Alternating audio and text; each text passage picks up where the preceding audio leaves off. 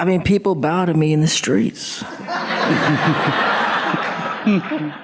And other friends like, what's going on? And I'm like, I'm the Fire Lord.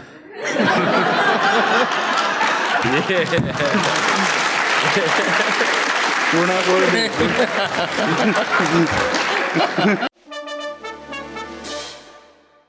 And I have some fantastic voice actors to introduce you to. Our first one, you might have seen him in, you might have heard him in Avatar, The Last Airbender, Legend of Korra. He was also in Star Wars Rebels. You might have seen him in Hook. Dante Basco. Please give him a big round of applause.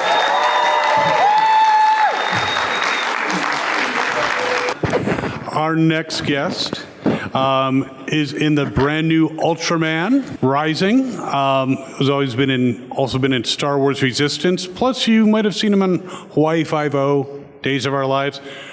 Christopher Sean.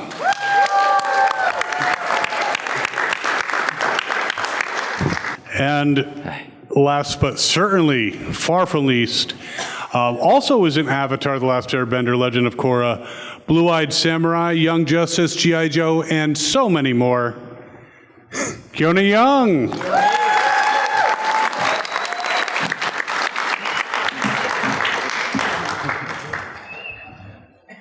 And American Dragon Jake Long. Grandpa. I mean, we could just discuss what's on you guys' IMDb's all day, and we would have no time for questions. Speaking of which, we have a microphone right over here, so if you have questions for these incredible talents, there's no better way to show your love for them than by picking their brains using that microphone right there. And he found that amusing. Okay. Now, I have some warm-up questions, and hopefully, but this is really your time, so I'd like you to ask as many questions as possible. But for each of you, growing up, which superhero or hero did you want to be? Chris? Okay, I'll start. I was a huge Marvel fan growing up, and I really wanted to be Wolverine, the Incredible Hulk, and Nightwing. I got lucky. I got to be Nightwing. Hey. I was a big Marvel person too. I mean, Wolverine for sure. Yeah. I was a big X-Men fan. I liked it, but I also like Nightcrawler. I was a big Nightcrawler guy, and Spider-Man for sure. But I'm an X-Men guy for sure. Well, I'm a different generation. So my generation was a lot was cowboys, and my hero was the Lone Ranger. Because the Lone Ranger wore a mask to hide his Asian eyes. And in the comics, probably not in the TV, but in the comics, he had a red shirt. And red is good luck for Chinese. And he rode a white horse named Silver. And he had silver bullets because death from a Chinaman is always expensive and fancy. So the Lone Ranger was my hero because the Lone Ranger was really Chinese. I like that. And he was always prepared to face off against werewolves because he had the silver bullets, right? Yep. True. So yeah, that's like being very well prepared. Now, with all you've played a number of roles, each of you, which of your characters would you consider the best role model for kids, and which would you consider the worst? That's funny. I don't know. I mean, look, Prince Zuko is a great role model as far, not a role model, but maybe just a great storyline to understand that, there's changes in life that happens and we don't kind of get stuck in one thing. People who you might think may be, adversarial to you in life may not actually be your adversaries. They actually could be your allies later on in life. So don't judge people in the moment of who they are. Things can change. You could change. They can change. So I think that's a good role model. As far as an anti-role model, I don't know. Bad characters, all the characters I play throughout my career are usually like the bad guys that turn good at the end. Usually. As I'm older now, I'm getting to play some more bad guys. I just did an Amazon show where I was like a bad guy. So They're the most interesting. they're fun. Yeah. They're fun. So now as I'm getting older, I get to be the baddie. I think in Star Wars Resistance, I play Kaz. And he's young, he makes a lot of mistakes. And I think, watching him live life just full of heart and following his heart, following his intuition, I think that's important. But as you get older, you learn from your mistakes. And in your mistakes, that's what boldly draws the outlines of what success is. So as you're young, you continue to fail. And that's why I think Kaz is a great role model, because he fails a lot. And in your younger years, fail. When you're first starting a business, fail. I think Kaz is a great role model in that aspect. A bad role model would be my character on Hawaii Five-0. I play the main antagonist for seasons 5 and 6, and don't kill people. Let's just learn that. Just don't do that, all right? Words of advice, don't kill people. I always wonder why people always ask that question. What is it so important for you to know which is my favorite and which is not? All my characters are like my children, so I love them all. It comes from me, and they all irritate me too, like my kids do. So, asking me like which one is my favorite, is like asking me which one is my favorite child. When they're young and fresh, I love them. But as time goes by and they get into their teenage years, I can't stand them. So it's all, it's fluid, it's relevant. Sometimes you really love your characters, and sometimes I can't understand them, But they all come from me and from my heart and from my brain and my personal experience. So I love all my characters, and I try to love all the characters that I relate to as in the same aspect. So they're all your children. We understand. We got it. Now, I don't know if you guys, I know, Keone, you had the opportunity to sit in studios with a lot of other voice actors, but voice acting has changed over the years, and now it's not so much sitting in a group setting. What has been the challenge changing from being an ensemble cast, being able to riff off of each other, to basically being alone in a booth?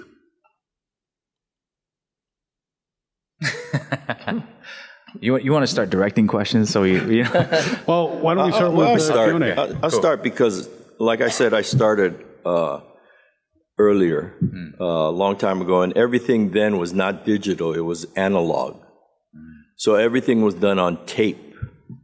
So on tape, the editor can't pull the tape or stretch the tape, or the film can't add another frame or lengthen the frame.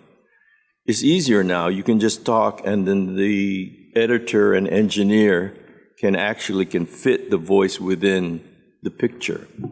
But in my days, you couldn't do that. You had to watch the mouth, watch the script, and think of your character at the same time and fit and create. Now, my days was very competitive. If you got the job, you had to fight for the job, and you had to fight to keep your job, so you better be good.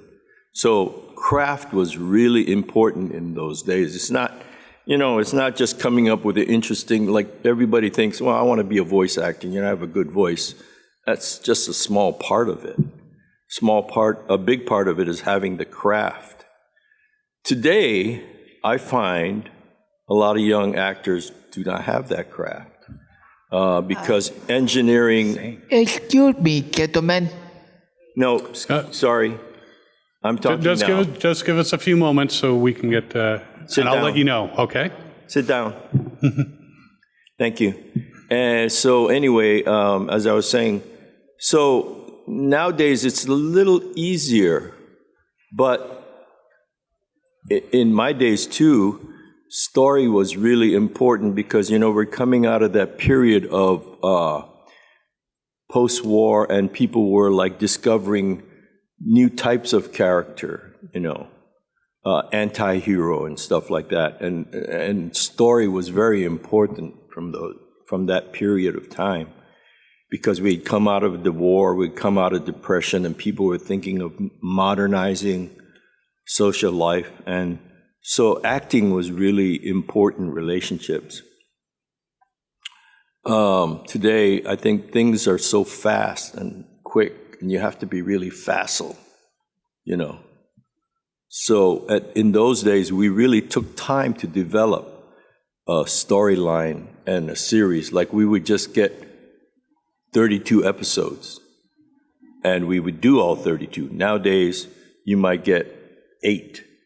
And by the fourth episode, if the ratings aren't good or if the show wasn't popular, it was done, Like now, even a show like Blue-Eyed Samurai, which was very popular and very successful, but for some economic reason is not getting the same amount of episodes as it originally did. They did 8 episodes.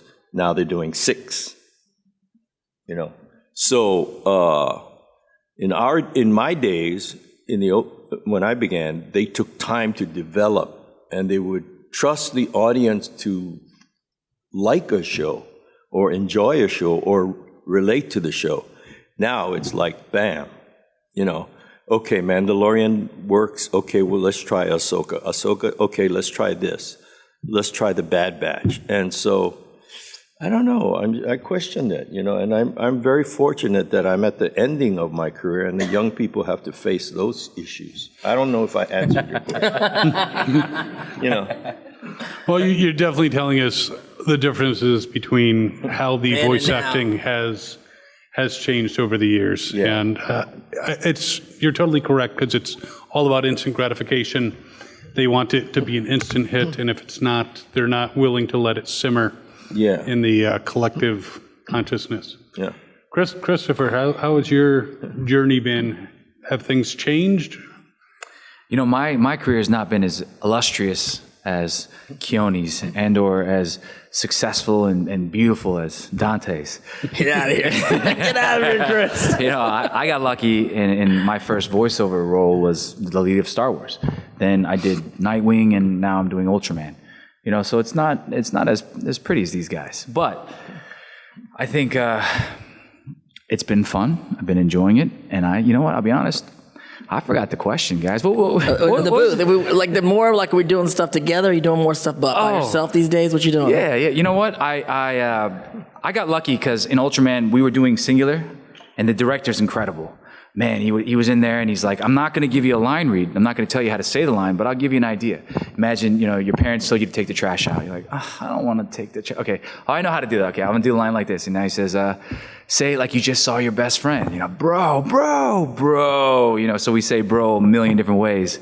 But I was lucky enough to then, I said, hey, on Star Wars, we got to work as an ensemble. All right. Can we bring in the other cast members just for a couple sessions, because you're going to see different chemistry when you work with them. So they really spoiled us, and then they allowed me to bring in the cast. I didn't get a chance to work with Keone, sadly, but I did get to work with everyone else. In the movie, we don't really work much together. I just yell at his characters. But so for me, like I said, I was spoiled. They took care of us. They allowed us to work together, the other actors. I haven't really dealt with too much of that. Yeah. Working together is always the best. Yeah. My first series I did was American Dragon Jake, along with Keone, playing Grandpa. So a lot of time in the booth with him. It's always the best. Avatar, too. A lot of time with the whole gang together as our careers have kind of blossomed, and it's scheduling wise, you end up doing a lot of stuff by yourself. Now technology and COVID hit, and everyone has their home studios. So sometimes you get to do whole series or whole episodes in your own home studio, which are pros and cons. You have to leave your house, but at the same token, you don't get a vibe with everybody. But it's just a case by case scenario when it comes to that. Absolutely. One point, like in the 80s, like in '85 when G.I. Joe started, we would all sit around the table, 20 of us, face each other, and people would smoke, and drink, and it was all acceptable at that time. And then, but it was a very, I grew up working with guys like Frank Welker, Don Messick, who was the original Scooby-Doo, and then young guys like Rob Paulson, Corey Burton, Kevin Michael Richardson, and we were all hungry, and we would be together, work together, but you better be good, because if you weren't good, it was very competitive, and it was tough because you had to work with old timers who were real good, and so I remember many nights losing sleep, just what are they going to think? I wasn't even thinking of my character. It was like, what are they going to think of me? So I cut my teeth on that, and you either survived or you didn't, and a lot of people didn't. We're glad you did. We had a gentleman with a question. Come on up. Yes. Anyone else, please? Feel free to come up in line. Come talk to us. Excuse me, Dante. Yes. You grew up in Pittsburgh, California, correct? That is correct. And you're still living in California, in Beverly Hills, right? Yes. So, anyway. Do you follow me? What's going on here? Well, no. He wants to sleep over. Of course not. Anyway, of course not. Of course not, Dante, old boy. And now, who played Rose/Hunsko in American Dragon Jake Long? What was that was Rose. Rose. May Whitman. That was Tara. May Whitman. May Whitman. May Whitman, who also played Katara in Avatar. Wow. Well, it's too bad I haven't seen her, though. It's too bad. Yeah, thank you. Thank you. Great Thank you for your question. Thank you. Oh, yeah. Tara played some. Tara played some other. Tara plays everything. Yeah, I know. Tara Strong's in everything. I know. True. So, what advice would you give to aspiring voice actors and also ways to develop their craft? Don't do it. Don't do it. No, I'm kidding. What you think, Keone? Well, voice acting is not, you can't be a voice actor just because you have a voice. Okay? Like everybody can sing in the shower, but in order to be a singer, you need training. And for voice actors, we don't only just train our voice, we train everything. Like, I always ask young people who say that to me, what instruments can you play? Can you read music? Because voice is not just, it's tempo, it's tone, it's rhythm, and you have to have those skills. I also ask, how many languages can you speak? If you can only speak one language, you're going to be way far behind me. How many backflips can you do? You know what I'm saying, bro? No, but also, how many push-ups you doing today, bro? No, but that's good because you have to be physically fit in order to do good voice. That's what I'm saying. Keep up. No. But like, as far as languages, like, I've had to do, right now I just got called for a series to do Mongolian, which I have done before. So I still study today. I take lessons. I'm learning a dialect in Japanese. It's called Chinaguchi. It's Okinawan dialect. Mm-hmm. So I know that no other voice actor in this world, I think, as an American, can speak that dialect. I can, actually. So like I've had to play Japanese, Chinese, Laotian, Cambodian, Filipino, everything. So you got to learn everything. Skills. Yes, sir. Always skills. Work your craft. Take acting classes. Yes. Because voice acting is not just voice. Keone's right. Everyone can sing in the shower. I think that was a great way of putting it. But if you're going to perform, you need to know how to perform, and acting is reacting, right? So learn to work with others, learn chemistry, learn how to play off of what the last thing that somebody else said. Acting is so important in voice acting. I wrote a short poem called Message to the Young Artist. Seek out and study with a master if you're after greatness. The aim is to impact the world and be a catalyst for changes. Forget what your name is. You should want to be good more than you want to be famous. That's a good one. Give him love, baby. Yeah. Thank you, gentlemen. And there's also a website, iwanttobeavoiceactor.com, I D. believe, Bradley Baker. which is a great resource, because times have changed. Thank you. Hello. Hello. Obviously, besides amazing voice actors, you guys are all amazing screen actors. So besides going to work in your pajamas, what is the benefits from voice acting versus screen acting? I mean, this is the real point of it, because we're all voice actors and screen actors, right? So really, at the end of the day, I don't think it really matters as much. What really matters for me, at least, and I think around this whole Comic-Con and stuff, we're all here because we want to be a part of a great story. And if you get the good fortune to be a part of a great story, those are the things that transcend, the other projects, and whether it's an animation project or a live action project. Really, we're doing the same kind of work. We're doing the same kind of character work. We're doing the same kind of acting.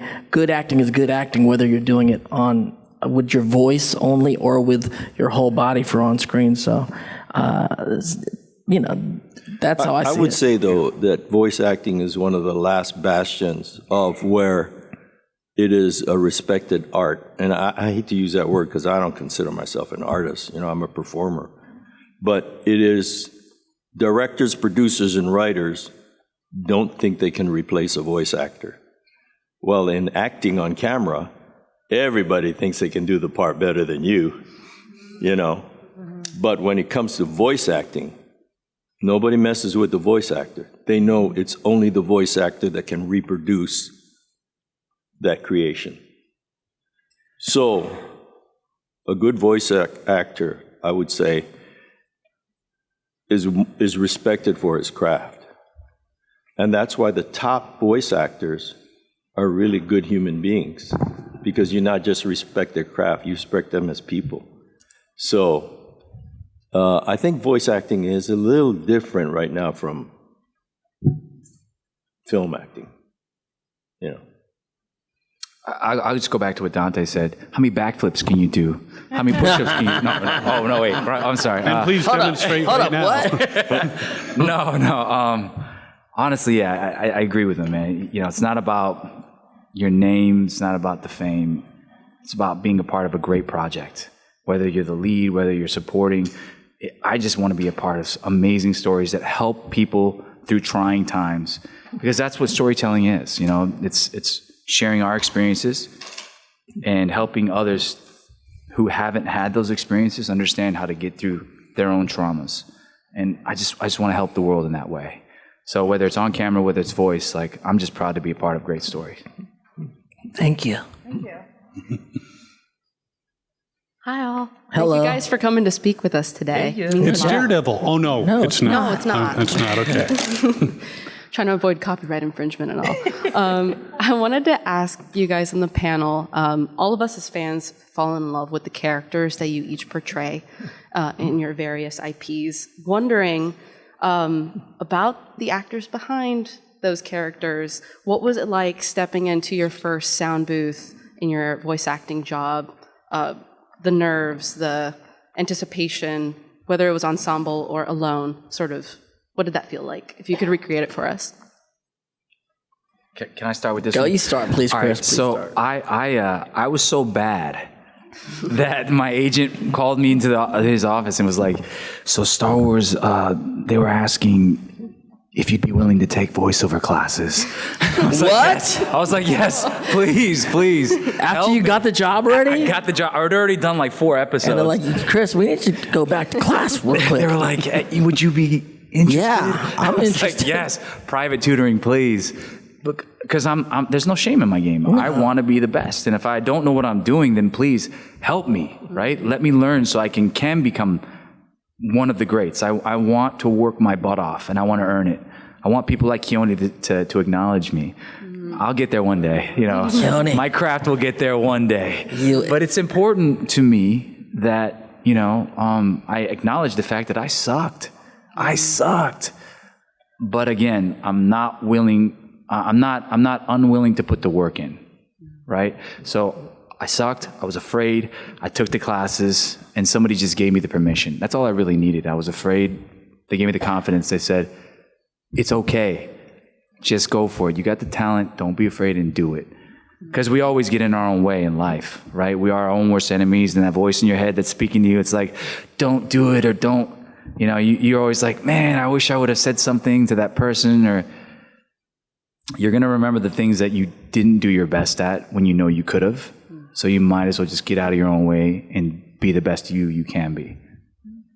Thank you. Yeah, my first voiceover. I did a movie. I did a line in a movie called The Goofy Movie. You see the Goofy Movie? Y'all know, I'm in that movie. So I do this line. It goes, "Yo, Stacy, talk to me, baby." But so when I did it, right, when we were at Disney, I'm in the studio at Disney, and we're like, they're just like, I don't even know what we're doing. We're just hanging out in the studio, and the director's like saying, like, hey, there's no lines, there's no script, it's not even a script. I'm just improvising at that moment. And the girl's name is Stacy, and they were like, something, and it's like, well, how would you pick up on a girl, right? And I'm like, it is like the 90s, and one of my favorite bands at the time was this group called Jodeci. And Jodeci has this song called Come and Talk to Me. And the lines from the song are, come and talk to me. And he goes, talk to me. And I go, and I just did the song. Yeah. I said, talk to me, baby. And that's what they put in the movie.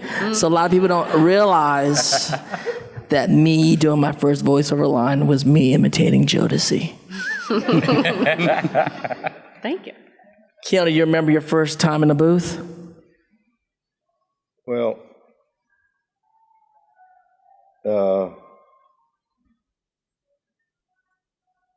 no.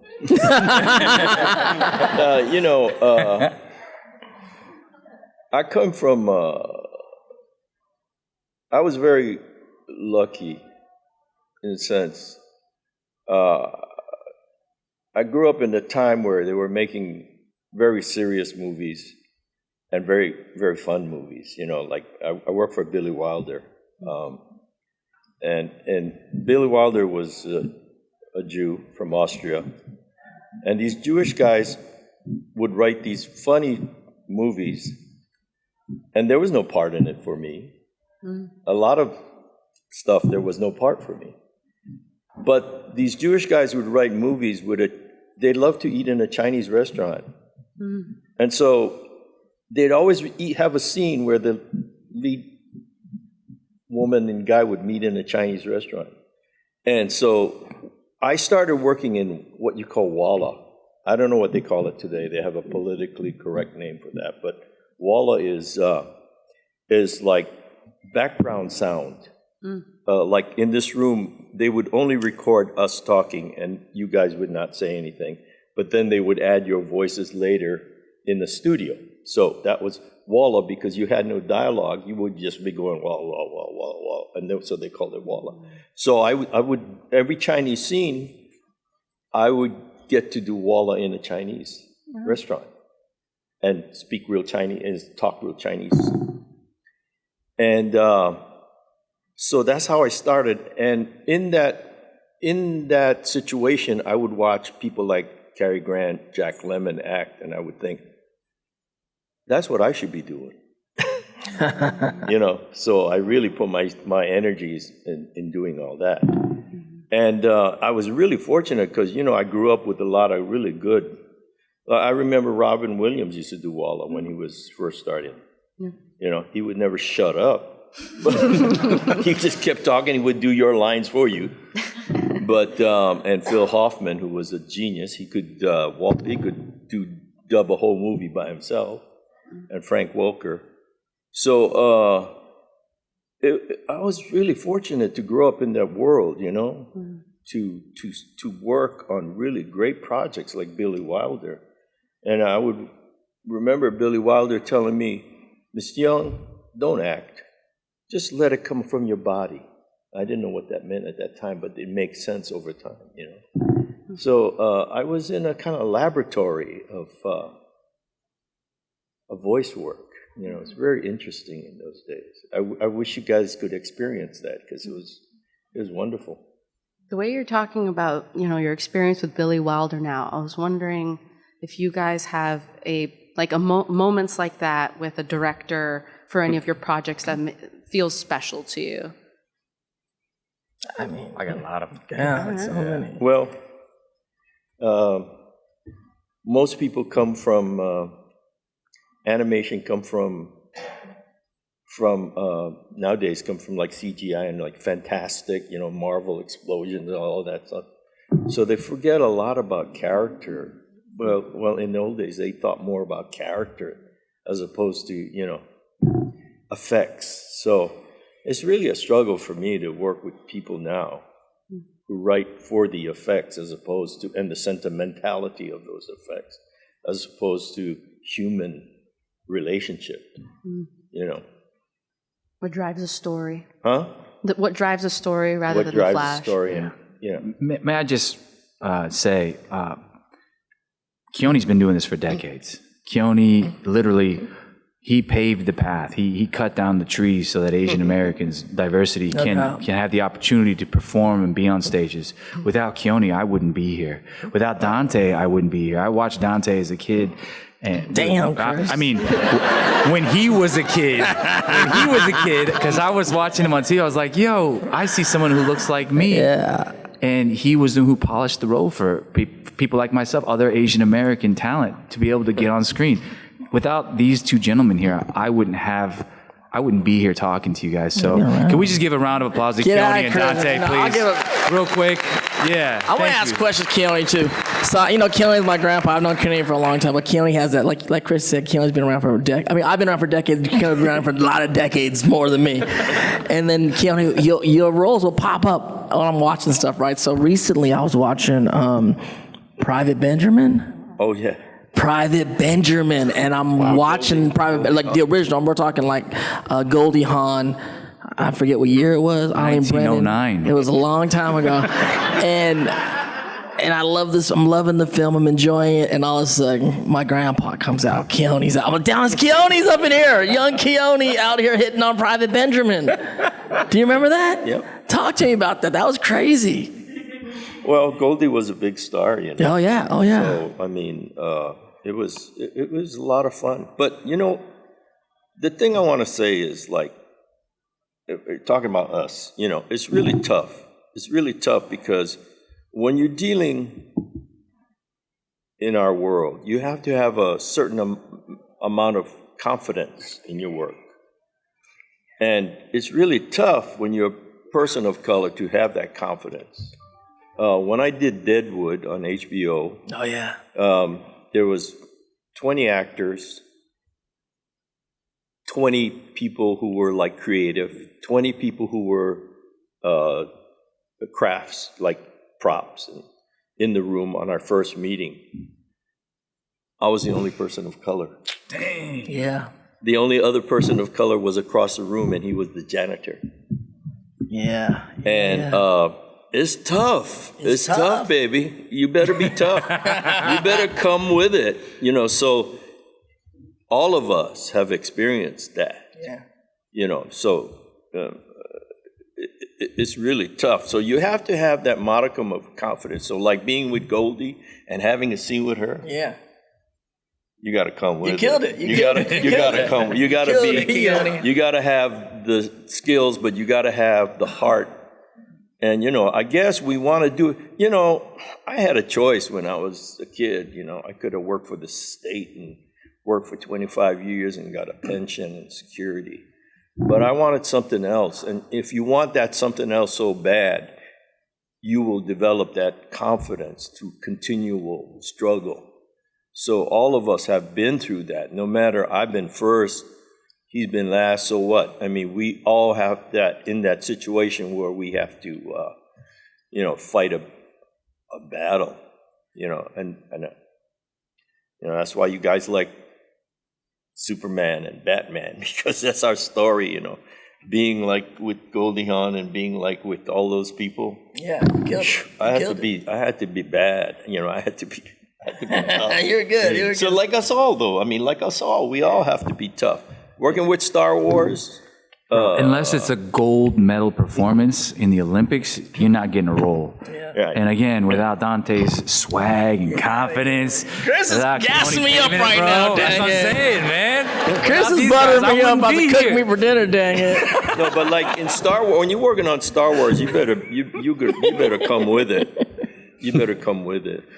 I love the fact that you support each other so much. Oh, That's great. Of course. Because I'm their fan. We are That's each other. why. Loki, what you talking about, Loki? Come on, talk. Another person with horns. So actually going off of recognizing someone's voice in something and kind of being surprised by it, Dante, you're obviously very famous for your role as Zuko, but I know I was surprised but delighted to hear your voice in the movie But I'm a Cheerleader when I finally saw that movie. So I wanted to ask, what are some of your more, I guess, older or lesser known roles that you would like to kind of talk about and get to share when you won't? No, I love But I'm a Cheerleader. But I'm a Cheerleader was like a 90s film about these kids that go to gay camp to become gay. It's a dark comedy. RuPaul is one of our camp counselors. It was great. It felt great to be an ally to the community and really help tell the story. I'm very proud to be a part of that story. I'm proud of a lot of kids coming up to their parents. That story's been a part of that, their process and their story. So I'm very honored to be a part of that. I've been a part of a lot of great bunch of films over the years, and some that get less attention than others. One of the films I'm really proud of is called The Debut, which was the first Filipino film ever produced in Hollywood. And so being able to star in that and bring a voice to my community and to the Filipinos in America, the Philams, is very important. And so I've gone on to, as an adult now in the industry, I've also gone on to produce and direct Asian films to create opportunities for the next generation of folks coming in. And so, yeah, what about y'all? What's your lesser known stuff you're proud of? Man, I don't have like a really deep resume. I've done 10 years on a soap opera, basically. But I think Lizzie Bennet Diaries was one of the first things I worked on. And that was a YouTube series. And it was the first YouTube series to win a Primetime Emmy. And that was pretty fun to be a part of. I think... Bernie Sue. Shout out to Bernie Sue. Bernie Sue, another Asian American. Yeah, that was fun. I will blow your mind. If you knew what I did. I started off doing, in terms of voice, it's like Bruce Lee became really popular with Enter the Dragon and all the Kung Fu movies. So every Chinese Kung Fu guy made movies in Hong Kong, and they would like send them to America. But when they dubbed it into English, it was, since Hong Kong is a British protectorate, all those guys were talking like, let's meet down at Wing Chun, eh? It's like Americans would watch these Chinese guys speaking with a British accent and go, no. So they would hire us guys who could have some modicum of, we could pronounce the Chinese words, dub it. So like, they would line us up in a room, like for a Bruce Lee movie. And they would pick 5 guys and say, okay, like Bruce had a trouble speaking certain English words. Like there was a character in Enter the Dragon called Mr. Brathwaite. Bruce, he could not speak, he could not say Brathwaite. So they would have us do Bruce Lee's voice. So, Wow. So we would dub Bruce's voice from time to time, whoever could sound like Bruce. Talk about a legend. So, That's crazy. Right? But I did Bruce Lee, Bruce Lowe, Bruce Ling, Bruce Lai. Bruce Lee, all those Bruces, all yeah. the fake Bruce Lees, because I did all the Kung Fu movies. But for us, it was no big thing. Bruce couldn't, we would laugh. Bruce, have some tea. What? But for us, it was like working at McDonald's, because we would do one, flip it over, do the next one, flip it over, and we would get paid in cash because it was all non-union. We would line up, they would give us the cash. How many movies did you do? 5, okay. So I dubbed a lot of Kung Fu movies. I don't even know. We watched them all Saturday morning Kung Fu Theater. We watched all of them. Absolutely. We all know Miss martial those arts movies. now. Kung Fu Theater, come on. Yeah. So my question for all of you is, what is the next role that you're really excited to voice, or one that you really want to voice, that you have want to bring over from Japan or from another country? I'm gonna do a biopic on Keone Young. That's what I'm excited about. I'm gonna be Keone in the next movie.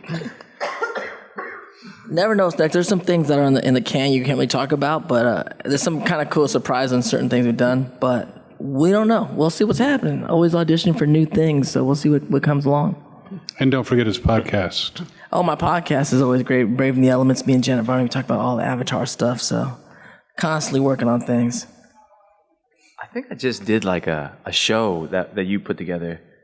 Which one? It's like an event or something. Don't you have like a nonprofit or something? Oh yeah, you did We on the 8th. We Own the 8th. Yeah, I just did his show. We Own the 8th, man. Like I tell you, man. When I tell you this man is creating opportunity for everybody, I mean it. I just did his show. We Own the 8th. So honestly, for me, you never know. As Dante said, you never know what you're going to be a part of. But for me, I'd love to do another superhero or something where I can use some of these muscles on screen, because I work out, give me an opportunity. Hey, you're not what we picture a voice actor to look like, Yeah. to be honest. I was just thinking the other day, I did Disney's Wish, I did Miyazaki's Boy and the Heron, I worked on Shogun, I did the English dub on Shogun. I don't care. It's who sends me the check. So, in regards to that, I guess I've done it so much that it's just every job is my, it's like asking a plumber in a way, what do you think about that copper tubing in that house that you did? It's the same thing. It's my job. Sorry. Excuse me. I can fix it. It's my job, Call me, the studio calls me in to unplug their lines. I come in and do it, There you go. You don't take no shit. Excuse me, sorry. It's just bad plumber joke. Just make sure you send the check to the right place and don't send it late. Sir. Good afternoon, everyone. Good afternoon. Thank you for coming today. I have a question that's kind of a deep cut, specifically for Mr. Dante Basco. Okay. About a month ago, an episode came out about show called I'm Actually, where you talk about proper care of your main instrument. Oh, yeah. Use, and you brought up this thing called Dragon's Blood. I was calling it Dragon's Blood. And I was like, is that a thing? And I Googled it, there's nothing check on this it. out. You guys, I did this game show thing. What's your name? Christian. It's called Actually, and it's this thing. I don't remember it happening, but we were talking about voice acting and about losing your voice, and then there's this thing, and I was calling it Dragon's Blood because that's what someone told me when I took it. But do you know what I'm talking about? It's like very thick thing. Oh, the coating. The coating thing, and it's like a Chinese herbal thing. Oh, yeah. What is that called? I call it Dragon's Blood, huh? What did you say? No, it's not throat coat. It's like a. No, it's not called. It's Chinese. It's a goo. It's a gooey. Yeah. It's Dragon's Blood. Yeah, it exists. I'm not making this up. I've been thinking about it for like a month. I was like, you're like, is Dante drinking Dragon's Blood? No, what's you're like, that dude is like, definitely drinking Dragon's Blood. Yeah, that's my headcanon right now. We're actually drinking. It exists. We don't know what it's called. They have it in the shelves of certain studios when you lose your voice. It's minty and honey. Yeah, similar. Lavender maybe in there. I don't know. It's Dragon's Blood. Yeah. Step 1, find dragon. Step 2, drain blood. It gives you +5. It was just that. I was just curious if you ever found out what it was actually called. I know exactly what it is. You know what it is? Yeah. When you lose your voice, they'll go in the back cupboard and they'll get it for you. All right. And they'll drip it down your throat. I'll put that piece of advice in my back pocket. I'm sure it'll come in. And it's definitely from China. I'll double check. Thank you so much. Have a lovely one. Thank you. Good question. Actually, bro, that's a great show. Yeah. So this is a question directed to Dante. As a fellow Filipino, what did you think of the Broadway musical Here Lies Love? I mean, we went to the premiere of it, me and my wife, Alice, and I I loved seeing the first Filipino story on Broadway. It was really beautiful. Of course, it's a crazy topic because it's about Marcos and Imelda and the era. Not trying to glorify some of the things that they did that was abusive towards the country and whatnot. But it was a story. It's part of our history, and so it was interesting to see.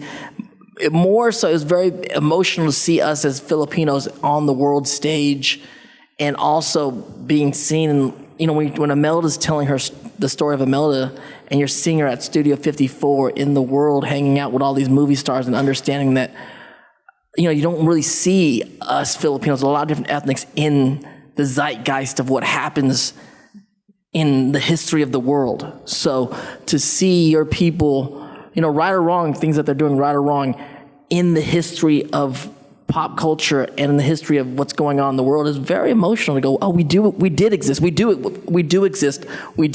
exist in the worlds that we walk around. It was very, very great to see that and experience that. Did they use Ilocano? Did they speak Ilocano? No, everything was in English. Everything was in English. Nothing Ilocano? Nothing else. And they are Ilocano, but nothing in Ilocano. Then you can't talk about Freddie or Imelda if you don't. Yeah. Ay, nako. All right, we only have a couple minutes left, so let's try to burn through these last two questions. Yeah, so I just wanted to say you guys are all amazingly talented and everything, and you guys have used your talents for good and have led amazing lives. Can you tell us about when you've used your talents for evil? The club scene in the 90s in LA. No, for evil? I did it For last any night, nefarious purposes? I was like, can you order me a hamburger? Do you know who I am? Do you know who I am? He was like, bro, I'm your waiter. Of course, I'm going to take your order. I was like, all right, good. It's about as evil as it gets, bro. Let me tell you a story about that. No. You know Mako? Do you know Mako? Oh, yeah. Mako was the original Uncle Iroh. Right. Okay. Mako was my mentor. As a matter of fact, when I was doing voice acting, I went to Mako because Mako was only doing movies and theater. I said, Mako, do you want to do cartoons with me? And he would go, what for? And I would say, well, you can make some good money, He went, okay. And so I took him to my agency. He became Uncle Iroh. And you're the one that got him into it? Huh? You're the one that got him into it? I brought him to my agency. My agency got him into, but I convinced him to do voice acting. I'd say that's more good than evil, though. Yeah. But he was my mentor and my teacher. I studied with him for 20 years. I would understudy him. He would make me understudy him in the plays, and they would say, okay, next week you're going on for me. So he would make me, we did all these plays together. But I asked him, I said, in Mako, I said, how can I become a good actor? Because he was great.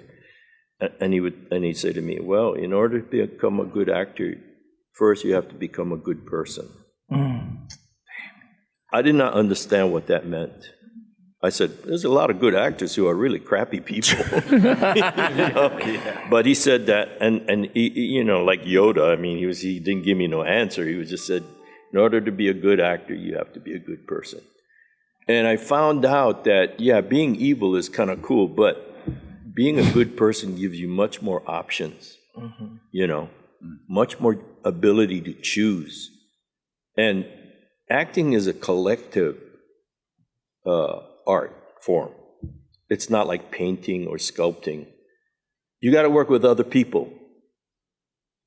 So you got to be good as a person. Evil is, once you choose evil as an option, once you choose the dark side, it won't work for you too long. And forever it will dominate your destiny. Good question. All right. Thank you. Last question. Oh, gosh. Super fast. Thank you for coming. I was wondering about, when you go about your daily lives, outside of voice acting, I'm assuming you sometimes get recognized for your roles. And I assume that sometimes leads to funny situations, maybe somewhat comical situations. I was wondering if, you can remember that happening or share any events like that with us? People bow to me in the streets. And other friends like, what's going on? And I'm like, I'm the Fire Lord.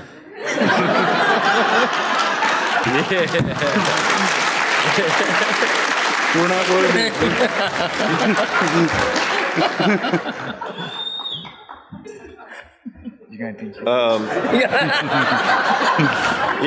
I always find it interesting when older guys come up to me, guys in their 50s come up to me and go, you were my childhood. And I think, what kind of childhood did you have?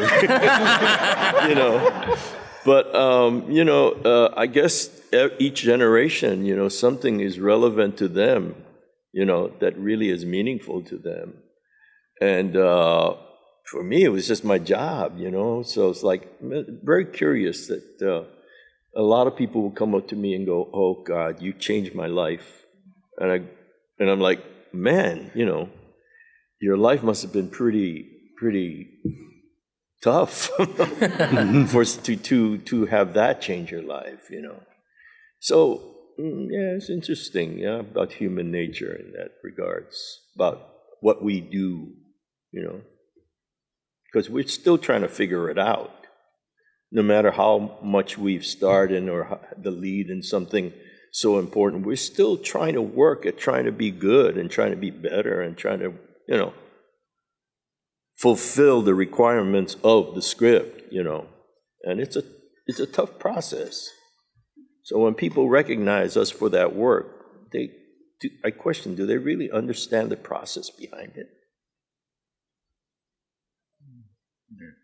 I'm just happy when people say hi to me. Mistake me as Dante Basco. That's good. You can do that to me all day. I didn't know you were that tall, muscular, Dante. What the heck? Well, on that note, Thank you, guys. thank all of you guys so much. Appreciate Be it. sure to go visit them at their tables. Big round of applause. Thank you for coming. I go where I want to go, and I watch what I want to watch, which is Fandom Spotlight. You should watch more. Have fun and follow your fandom, bub.